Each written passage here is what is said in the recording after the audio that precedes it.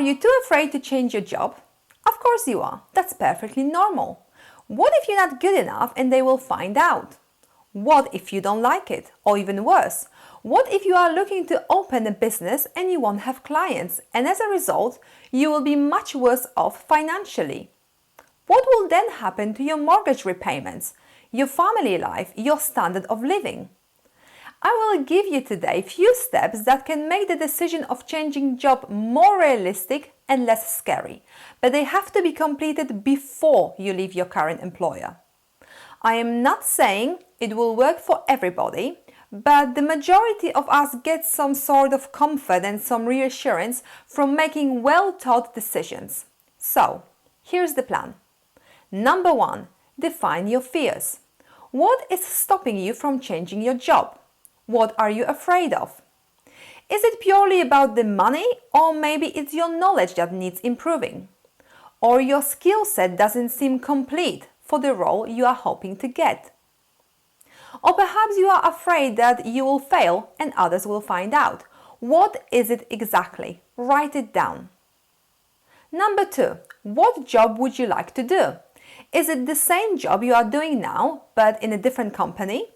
Or is it that you would like to do your boss's job, but it is not feasible at your current employer? Or maybe something totally different and fresh. Ask yourself, what skills and qualifications do I need to get that job, and how can I get it? This will allow you to identify the gap that needs closing. It would also make it more achievable and realistic, as, for example, you can search exactly what and how much is the course that you need to take. 3. Get a financial cushion. And yes, I know it's not easy. But think for a minute. How much easier it would be to focus on getting the new job if you remove the financial pressure from your shoulders. To start this step, you have to sit down with a pen and a piece of paper or laptop if you prefer, and check how much money do you need on a monthly basis. Once you know all your expenditure, you can multiply it by 6, and then you will have a minimum amount of money that you need to put aside.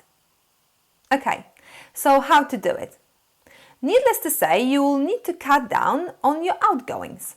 You may want to consider selling clothes, handbags, jewelry you do not use often. Selling gadgets, including kitchen gadgets, right? Unless you need 2 blenders. Selling old kids' toys or some leisure equipment. Going out less and have people over instead. Cooking instead of dining out. Taking coffee, lunch with you to work. Doing some beauty treatments at home, nails, dyeing hair. You did it yourself 10 years ago, you can do it again for a few more months. You see where I'm going with this, right? You need to simplify your life as much as possible for a short period of time. 4. Build a support group. There will be times when your motivation, your drive, your enthusiasm may not be at level 1000.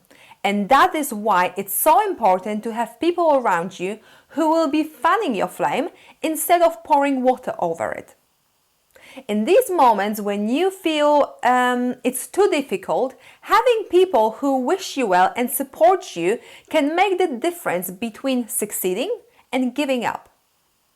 So, include them from the beginning. Tell them what are you doing and why you're doing it. It will be much easier for your partner or your friends to be on your side once they get what it means to you.